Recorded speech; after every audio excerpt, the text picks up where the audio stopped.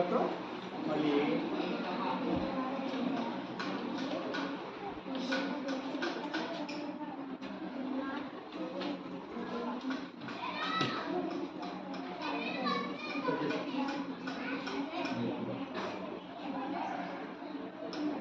చూడండి ఒకసారి మధ్యలో దీనికి దీనికి సెంటర్ ఇదేనా ఇక్కడ ఇందాకట్లాగే కట్ చేస్తున్నాం సగం కంటే ఎక్కువ దీన్ని ఇట్లా కట్ చేస్తాం ఒక రౌండ్ ఆకారంలో ఆకులాగా వస్తుంది కదా కట్ చేస్తాం చూడండి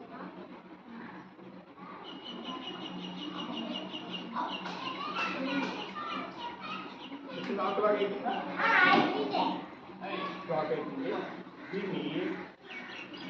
ఇలా తీసి దీన్ని ఇలా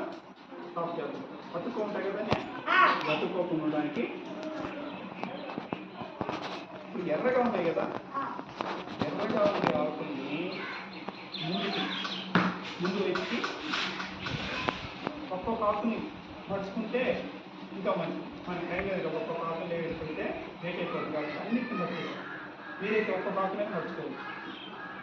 ఈ వెనక పక్కన పచ్చవన్నీకి వెనకకి మర్చేసి సాఫ్ చేసేస్తాం ఓకేనా ఇప్పుడు చిటికిన వేలు లోపలికి పంచి ఇట్లా పైకి తీసుకురా లోపలికి అంట పైకి ఒకసారి లోపలికి ఒకసారి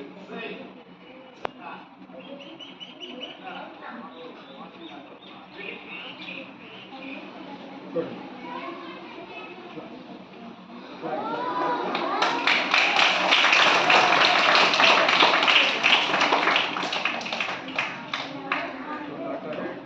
మనకి